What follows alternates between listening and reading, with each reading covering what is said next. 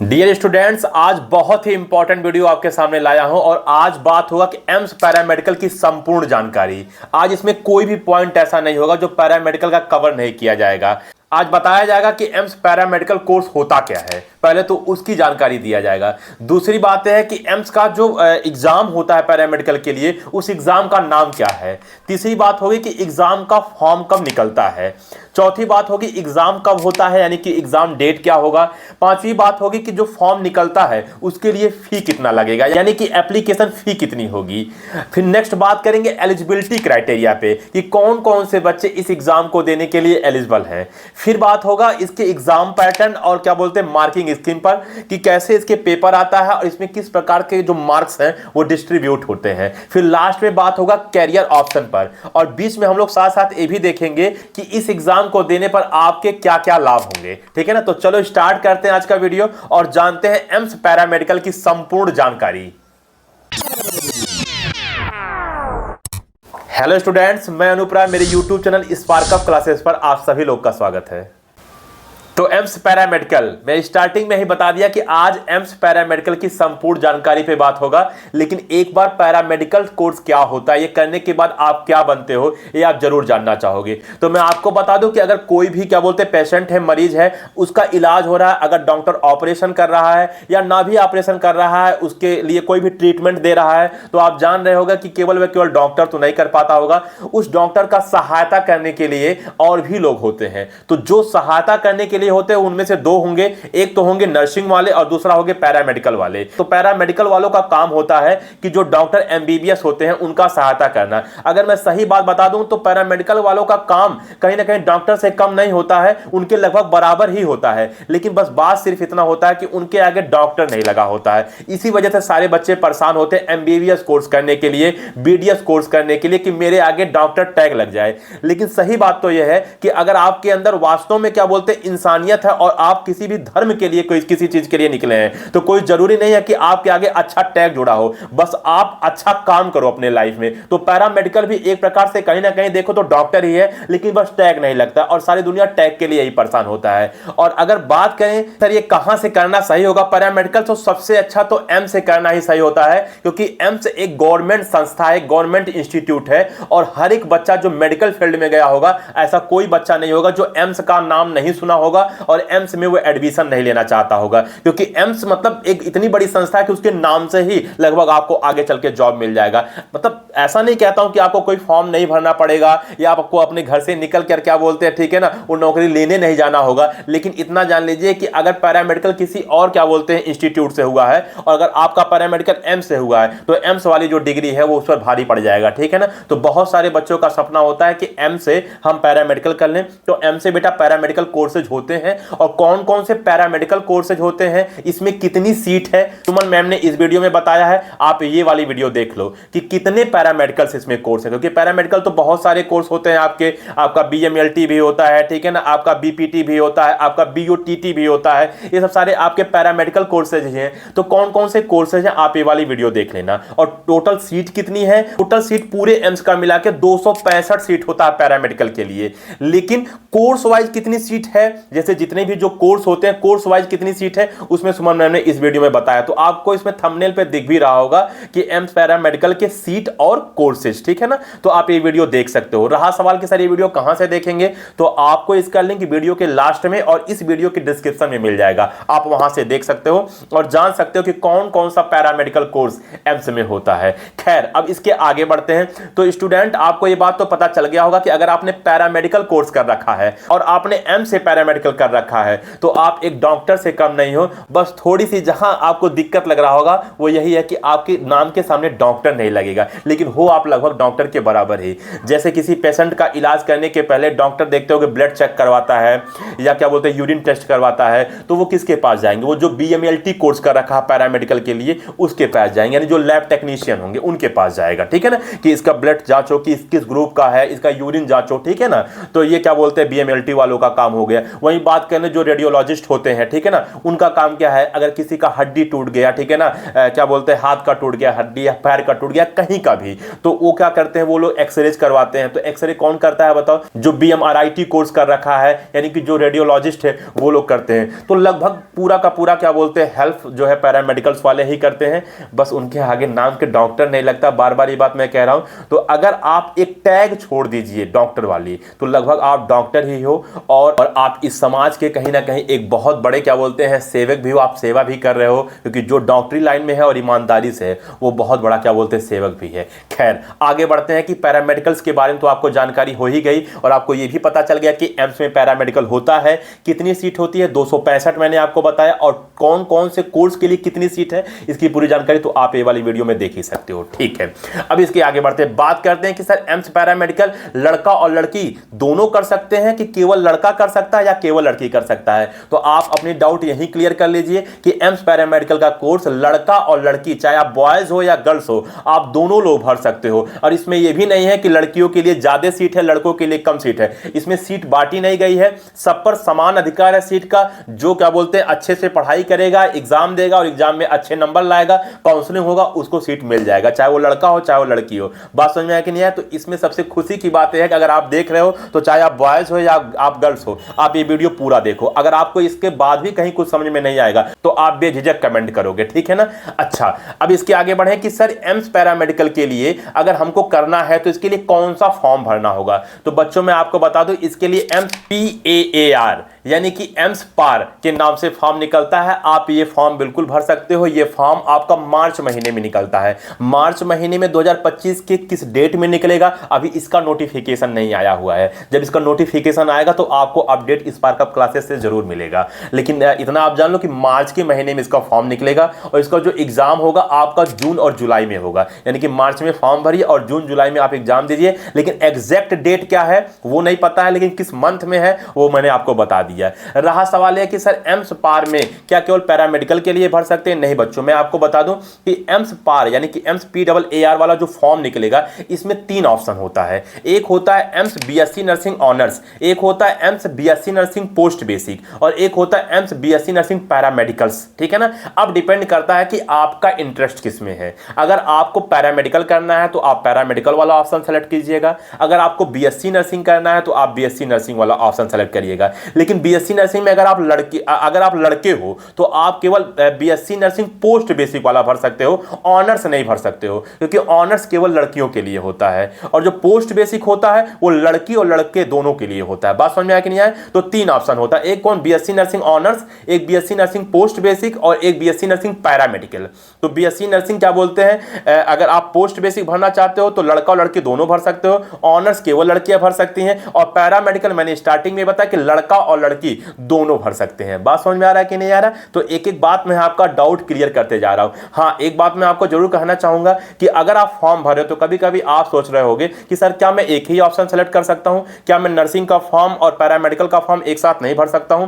बिल्कुल आप भर सकते हो। बस दिक्कत की बात यह है कि आपको डबल फीस देना होगा। यानी कि आपने नर्सिंग भी कर रहे हो, आप पैरामेडिकल का भी कर रहे हो, तो आपको जो फॉर्म का फी लगेगा वो आपका डबल लगेगा। नर्सिंग के लिए अलग लगेगा, पैरामेडिकल के लिए अलग लगेगा। अगर आप डबल फीस देने के लिए तैयार हो और 2 बार एग्जाम देना होगा आपको जाके, जब वो एग्जाम डेट आएगा, अगर आप तैयार हो तो आप बिल्कुल क्या बोलते हैं 2 फॉर्म भर सकते हो। एम्स पैरामेडिकल के लिए भी भर सकते हो और एम्स नर्सिंग के लिए भी भर सकते हो। ठीक, बात यहां तक क्लियर हुआ? तो आप दोनों फॉर्म भर लीजिए और आपका जो एग्जाम होगा वो एक दिन नहीं होगा। 100% है कि आपका एग्जाम एक दिन नहीं होगा।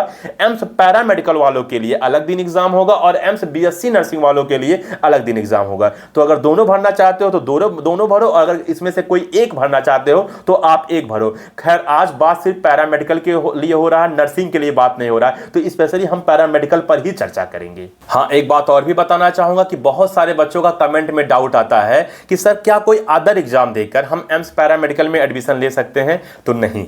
जैसे आप नीट का एग्जाम देकर सोचो कि एम्स पैरामेडिकल में क्या बोलते हैं हम एडमिशन ले लें, आप सोचो कि हम CNET का एग्जाम देकर क्या बोलते हैं आके पैरामेडिकल में एग्जाम ले लें, तो ऐसा नहीं है। अगर आपको एम्स का पैरामेडिकल चाहिए, यानी कि एम्स में अगर आप पैरामेडिकल कोर्स करना चाहते हो तो आपको एम्स PAAR वाला यानी कि एम्स पार वाला जो मैंने फॉर्म बताया आपको वही भरना होगा और आपको वही क्वालिफाई करना होगा। वो किसी अदर एग्जाम से पैरामेडिकल में ये नहीं लेता है। हाँ, एक और भी डाउट आता है बच्चों का कि सर बहुत सारे पैरामेडिकल कोर्सेज होते हैं, जैसे मैंने बताया कि एम्स में बहुत सारे पैरामेडिकल कोर्सेज, सुमन मैम ने मैंने उस वीडियो में बताया था, ठीक है ना। तो बहुत सारे पैरामेडिकल कोर्सेज होते हैं, तो सारे पैरामेडिकल के लिए एक ही फॉर्म निकलता है कि अलग अलग पैरामेडिकल के लिए अलग अलग? तो बच्चों मैं आपको बता दूं कि जितने भी पैरामेडिकल कोर्स होते हैं उन सभी के लिए एक ही फॉर्म निकलता है एम्स पार का। तो ये सब सारी छोटी छोटी डाउट आप क्लियर कर लीजिए, यानी कि जितने भी पैरामेडिकल कोर्स होते हैं एम्स के लिए, उसके लिए एक ही फॉर्म है एम्स पार के नाम का। हाँ, अब आप पे डिपेंड करता है कि आप नर्सिंग करना चाहते हो कि पैरामेडिकल करना चाहते हो। अगर आप नर्सिंग करना चाहते हो तो नर्सिंग वाला ऑप्शन सेलेक्ट करना, केवल पैरामेडिकल करना चाहते हो तो पैरामेडिकल वाला, और अगर दोनों करना चाहते हो तो आप दोनों सेलेक्ट कर लेना, लेकिन आपका फी डबल लगेगा, ठीक। अच्छा, खैर अब आगे बढ़ते हैं कि सर कितना क्या बोलते हैं फॉर्म फी लगेगा। तो बच्चों मैं आपको बता दूं कि अगर आप जनरल हो और ओबीसी हो, मतलब जनरल हो या ओबीसी हो, तो आपका फॉर्म फी 2000 रुपया लगेगा। और अगर आप एससी हो, एसटी हो, उसके बाद क्या बोलते हैं ये ईडब्ल्यूएस हो, ठीक है ना, तो आपका फॉर्म फी 1600 रुपया लगेगा। और अगर आप पीडब्ल्यूडी हो, किसी भी कैटेगरी के पीडब्ल्यूडी, यानी कि आप हैंडीकैप हो, आप क्या बोलते हैं दिव्यांग हो, कोई अंग में आपके क्या बोलते हैं दिक्कत है, ठीक है ना, तो आपका कोई भी फॉर्म फी नहीं लगेगा, फॉर्म फीस आपका 0 लगेगा। तो आपकी यहां बात क्लियर हो गई होगी कि जनरल और ओबीसी के लिए 2000 रुपया, एससी एसटी और ईडब्ल्यूएस के लिए 1600 रुपया, और अगर आप दिव्यांग हो तो आपका एक भी रुपया नहीं लगेगा। अब आपके दिमाग में एक बात आ रहा होगा कि फॉर्म फीस तो बहुत ज़्यादा है, क्या मैं फॉर्म फी भरूं, क्या मैं ये फॉर्म भरूं? तो बेटा मैं आपको एक और यहाँ पे बता दूं कि इसकी सबसे अच्छी बात यह है कि अगर आप इसका फॉर्म भरते हो और अगर इसको क्वालिफाई करके काउंसलिंग जब कराने जाओगे तो काउंसलिंग में आपका एक भी रुपया नहीं लगेगा। और वहीं आप नीट का देखो तो नीट में क्या होता है कि नीट में आप जब फॉर्म भरोगे तो भी पैसा लगेगा, काउंसलिंग कराओगे तो भी पैसा लगेगा। बात समझ में आ रहा है कि नहीं आ रहा? तो इसमें काउंसलिंग के लिए एक भी रुपया नहीं लगता। ये आपके लिए बहुत ज़्यादा अच्छी बात है कि फॉर्म फीस में तो बेशक आपका 2000 लग रहा है या 1600 लग रहा है, लेकिन काउंसलिंग में एक भी रुपया नहीं लग रहा है। तो ले देखे कहीं ना कहीं अगर देखा जाए तो ये आपका महंगा नहीं, सस्ता ही पड़ा, क्या बोलते हैं, ठीक है। टूट के अगर हम रिस्पेक्ट में देखें तो ये सस्ता ही पड़ा। हाँ, एक बात और है कि अगर आप एम से पैरामेडिकल कोर्स करते हो तो आपका 100% है कि स्कॉलरशिप आएगा ही आएगा, ठीक है ना। तो ये भी आपका एक प्रकार से लाभ ही है, फायदा ही है कि अगर आप क्या बोलते हैं एम से पैरामेडिकल कोर्स करते हो तो आपका स्कॉलरशिप आएगा। अच्छा, मैं आपको बता दूं कि किस कोर्स के लिए कितना स्कॉलरशिप आता है, मैं आपको ये भी बता देता हूं। मैं सारी डाटा बेटा लिख के लाया हूं, ठीक है ना। तो मैं आपको बता दूं कि अगर आप एम से ऑप्टोमेट्री का कोर्स करना चाहते हो तो आपका पर मंथ 500 रुपया आएगा, 500 रुपीज आएगा, ठीक है ना। साथ साथ जब आप लास्ट ईयर में आपका इंटर्नशिप चलेगा तो उसमें आपका 14,000 रुपया स्कॉलरशिप आएगा। तो 500 रुपया हर महीना तो आपको मिलेगा ही मिलेगा। दूसरी बात कर ले, अगर आप BMRIT करते हो तो भी आपका 500 रुपया पर मंथ आपको मिलेगा। अगर आप DORA करते हो तो उसके इंटर्नशिप में भी आपका क्या बोलते हैं स्कॉलरशिप आता है। ये क्लियर नहीं है कितना आता है, हर साल क्या बोलते हैं चेंज भी होता रहता है। वही बात करें अगर अगला डेंटल हाइजीन, अगर आप डेंटल हाइजीन का कोर्स कर रहे हो तो भी आप लास्ट ईयर जब आपका इंटर्नशिप चलेगा तो उसमें क्या बोलते हैं स्कॉलरशिप आपका आएगा, लेकिन कितना आएगा ये क्लियर नहीं है, लेकिन आएगा ही आएगा। अगर आप BOTT कर रहे हो तो आपका 500 रुपया पर मंथ आएगा। और अगर आप फॉरेनर हो, विदेशी हो, और अगर आप इंडिया से एम्स में पैरामेडिकल का कोर्स कर रहे हो तो आपका क्या बोलते हैं स्कॉलरशिप नहीं आएगा। आप ये जान लो, क्योंकि बहुत सारे ऐसे भी बच्चे हैं जो क्या बोलते हैं नेपाल वगैरह से भी जुड़े हैं, ठीक है ना। तो वो नेपाल वगैरह आप जानते ही हो कि ठीक है ना, हमारे देश के क्या बोलते हैं बाहर है, विदेश ही माना जाता है, बेशक कनेक्टेड है, बहुत पास में ही है। लेकिन अगर आप नेपाल के हो, आप कहीं विदेश के हो, ठीक है ना, आप ऑस्ट्रेलिया के हो, कहीं के भी हो, अगर आप इंडिया के एम से पैरामेडिकल कोर्स कर रहे हो तो आप ये जान लीजिए कि आपका स्कॉलरशिप नहीं आएगा। तो मैंने ये भी बता दिया कौन से कोर्स के लिए कितना स्कॉलरशिप आता है, ठीक है। अच्छा, अब इसके आगे बढ़ते हैं, हम लोग एक एक करके सारी बातें जानेंगे, ठीक है ना। तो चलो चर्चा करते हैं एलिजिबिलिटी क्राइटेरिया पे। तो बेटा मैं आपको बता दूं, सबसे पहला तो आप क्लास 12th पास आउट होने चाहिए। अगर आप इस फॉर्म को भरना चाहते हो तो आपका 12th पास आउट होना बिल्कुल जरूरी है। ऐसा नहीं है कि क्लास 10th पास आउट होने के बाद ये फॉर्म भरा जाता, नहीं, क्लास 12th पास आउट होने चाहिए, पहली बात। दूसरी चीजें क्या है कि आपका क्लास 12th में अगर आप जनरल हो या ओबीसी हो या ईडब्ल्यूएस हो तो 50% होना चाहिए। और अगर मान लीजिए आप SC ST PWD क्राइटेरिया से हो तो आपका 45% होना चाहिए, ठीक। तो आप ये जान लीजिए। तीसरी बात मैं करूं कि आपका क्लास 12th में फिजिक्स, केमिस्ट्री, बायोलॉजी और इंग्लिश होना चाहिए, यानी कि ये 4 सब्जेक्ट आपका होना चाहिए। और अगर आपका बायो के जगह पे मैथ है, हो सकता है भाई कुछ बच्चे बायो से नहीं बल्कि मैथ साइड से रहते हैं, अगर आपका मैथ है तो भी आप ये फॉर्म भर सकते हो। लेकिन आप इसमें से सारे कोर्स नहीं कर सकते हो, केवल 3 कोर्स कर सकते हो। आप ऑप्टोमेट्री कर सकते हो, आप रेडियोग्राफी कर सकते हो और आप रेडियोथेरेपी कर सकते हो। मैथ वाले बच्चे 3 3 कोर्स कर सकते हैं, ऑप्टोमेट्री, रेडियोग्राफी और रेडियोथेरेपी, ये 3 कोर्स कर सकते हैं। लेकिन ये तीनों कोर्स कोई जरूरी नहीं कि केवल मैथ वाले कर सकते हैं, इसको बायो वाले भी कर सकते हैं। लेकिन मैथ से हो तो ये केवल 3 कर सकते हो, और बायो वाले तो मतलब जितने भी पैरामेडिकल कोर्सेज हैं सब कर सकते हो, ठीक है ना। अच्छा, स्टार्टिंग में एक बार बता दिया था कि लड़का और लड़की दोनों लोग इस फॉर्म को भर सकते हो, चाहे आप बॉयज हो चाहे आप गर्ल्स हो, दोनों लोग भर सकते हो। किसी के लिए ये नहीं है कि किसी के लिए ज्यादा सीट है, किसी के लिए कम सीट है, सबके लिए इक्वल सीट है। अच्छा, एक बात और भी बात करें, क्या सर कोई और फॉर्म अगर भर रहे हैं, जैसे नीट का फॉर्म भर रहे हैं, सीनेट का फॉर्म भर रहे हैं, जितने भी फॉर्म आते हैं, क्या कोई अगर और फॉर्म भर रहे हैं तो उस फॉर्म के साथ साथ हम एम्स का भी फॉर्म भर सकते हैं ना? हाँ बिल्कुल, आप एक ही साल क्या बोलते हैं फॉर्म भर सकते हो। नीट का भी फॉर्म भर लीजिए, आप क्या बोलते हैं सीनेट का भी फॉर्म भर लीजिए, जो भी मतलब आपकी इच्छा करे आप वो फॉर्म भर लीजिए। लेकिन साथ साथ क्या बोलते हैं, अगर आपका इच्छा करता है तो आप एम्स का भी फॉर्म भर लीजिए। एक ही साल आप कई सारा भी फॉर्म भर सकते हो। अगर आप नीट का प्रिपरेशन कर रहे हो तो बहुत अच्छी बात है, कोई दिक्कत नहीं, आप नीट का प्रिपरेशन करते रहिए, और नीट की प्रिपरेशन में ही आपका एम्स का प्रिपरेशन हो जाएगा। क्योंकि बेटा आपको मैं आगे सिलेबस बताऊंगा, आपका 11th और 12th यानी कि जो नीट का सिलेबस होता है वही आता है। खैर, बात एलिजिबिलिटी क्राइटेरिया पे हो रहा है तो मुद्दा वहीं का होना चाहिए, ठीक है ना। अच्छा, कुछ बच्चों का फिर सवाल आएगा कि सर इंडियन ही केवल भर सकते हैं कि फॉरेनर भी भर सकते हैं? तो इसी वीडियो में मैंने बताया, चाहे आप इंडियन हो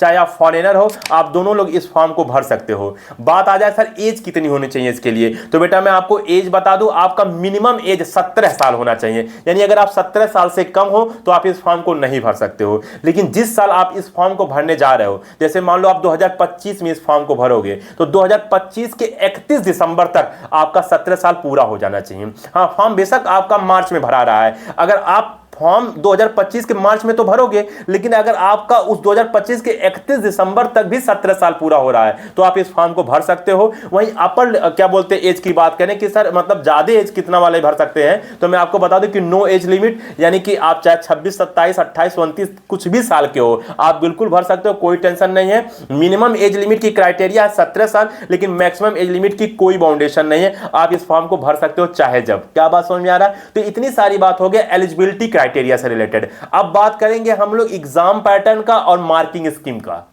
तो पेपर पैटर्न की अगर हम बात करें तो इसमें 3 सब्जेक्ट आपका आएगा, फिजिक्स आएगा, केमिस्ट्री आएगा और बायोलॉजी आएगा। 3 सब्जेक्ट आपका आना है। और वही मैंने मैथ वालों के लिए भी बताया था कि ऑप्टोमेट्री वगैरह वो भर सकते हैं, तो उनका बायोलॉजी की जगह पे मैथ आ जाएगा। जो बच्चे मैथ वाले देख रहे होंगे वो भी बच्चे आप जान लें, ठीक है ना। तो फिजिक्स केमिस्ट्री बायोलॉजी या फिजिक्स केमिस्ट्री मैथ, ठीक है ना। लेकिन बात मैक्सिमम बायोलॉजी वालों के लिए हो रहा है, क्योंकि बायो वाले स्टूडेंट ज्यादा इस फॉर्म को भर सकते हैं, 90% वही भरते हैं। लेकिन भरने के लिए मैंने बताया कि 3 एक ऐसे पैरामेडिकल हैं जिसको मैथ वाले भी भर सकते हैं। तो फिजिक्स केमिस्ट्री और बायोलॉजी, फिजिक्स के आपके 30 क्वेश्चन आएगा, बायोलॉजी के आपके 30 क्वेश्चन आएगा और केमिस्ट्री का भी आपका 30 क्वेश्चन आएगा। यानी कि तीनों सेक्शन से आपके 30-30 क्वेश्चन होंगे, यानी टोटल आपके 90 क्वेश्चन होंगे।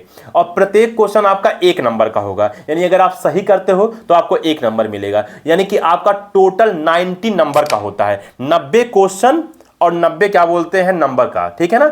हाँ, एक बात और कहता हूं कि अगर आप क्वेश्चन गलती करते हो तो आपका -1/3 नंबर आपको दिया जाएगा। यानी कि 1/3 आपका क्या बोलते हैं निगेटिव मार्किंग है एक गलती करने पे। तो आपको बात क्लियर हो गया हो। अगर आप सही करते हो तो 1 नंबर मिलेगा, गलत करते हो तो -1/3, और अगर आप उस क्वेश्चन को टच ही नहीं करते हो, छोड़ देते हो, तो ना आपको मतलब प्लस मिलेगा ना आपको माइनस मिलेगा, आपको उस पर कोई नंबर नहीं मिलेगा, मतलब उस पर 0 नंबर मिलेगा आपको। बात समझ में आ रहा है कि नहीं आ रहा? हाँ, अब बात है कि सर 90 क्वेश्चन कितने देर में करना होता है, तो आपका 90 मिनट भी होता है। यानी कि एक क्वेश्चन के लिए आपके पास 1 मिनट का समय होता है। तो आप सोच सकते हो कि आपके पास तैयारी किस लेवल का होना चाहिए। यानी आप जितने भी 11th 12th के फिजिक्स केमिस्ट्री बायो है या मैथ है, जो बच्चे मैथ वाले भरेंगे वो पूरा का पूरा आप घोल के पी जाइए बच्चा, क्योंकि 1 मिनट में आपको 1 क्वेश्चन करना है। सोचो उसी 1 मिनट के अंदर आपको क्वेश्चन पढ़ना भी है, क्वेश्चन अंडरस्टैंड भी करना है, क्वेश्चन लगाना भी है और टिक भी कर देना है। अब बात आए कि सर इसका जो एग्जाम होगा वो ऑफलाइन होता है या ऑनलाइन होता है, तो बच्चे मैं बता दूं कि इसका एग्जाम का जो मोड होता है वो ऑनलाइन होता है।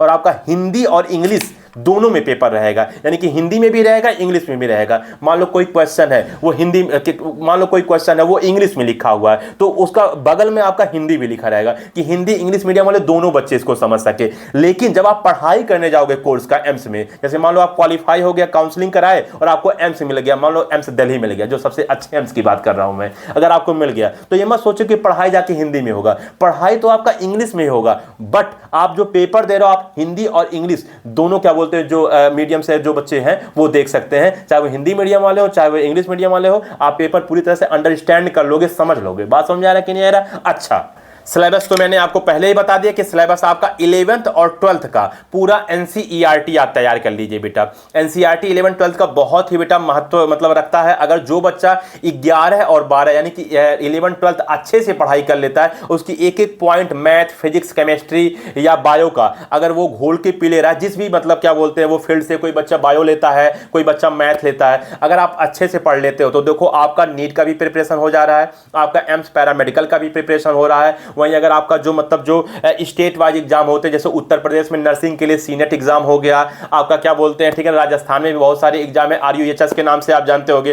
तो आपका 11 12th का जो सिलेबस है ना बेटा, वो आपको 100% अच्छा कोर्स करा के रहेगा और साथ साथ लास्ट में जॉब भी देकर रहेगा। लेकिन शर्त है कि आपको वो कोर्स पूरा कंप्लीट तैयार होना चाहिए। अगर वो कोर्स आपका कंप्लीट तैयार नहीं है तो भाई आपको भटकना तो पड़ेगा, क्योंकि बिना आप मतलब क्या बोलते हैं शिक्षा ग्रहण किए, बिना आप एलिजिबल हुए आप किसी चीज को अगर प्राप्ति के लिए सोच रहे हो तो वो गलत सोचना है फिर, ठीक है। तो 11 12 का संपूर्ण जानकारी आप क्या बोलते हैं लीजिए, मेहनत करिए और आप कोई सा भी एग्जाम हो उसको आप जरूर क्रैक कर लोगे, बहुत परेशान होने की जरूरत नहीं है। तो ये मैंने आपको सिलेबस बता दिया। चलिए अंततः बात कर लेते हैं इसका कैरियर स्कोप का। वैसे कैरियर स्कोप का तो डिटेल वीडियो सुमन मैम ने इस वीडियो में बताया है कि अगर आप एम से पैरामेडिकल कोर्स करते हो तो क्या कैरियर स्कोप रहने वाला है, इसमें तो उन्होंने पूरी चर्चा किया है। लेकिन हम आपको बताएंगे कि इसका और भी मतलब कितना आप पैसा इसको करके कमा सकते हो, आपका लाइफ कहां तक जा सकता है, इसकी डिटेल वीडियो इस वीडियो में मिलेगा आपको। तो ये वीडियो देख सकते हो, इस वीडियो का लिंक वीडियो के लास्ट में और इस वीडियो के डिस्क्रिप्शन में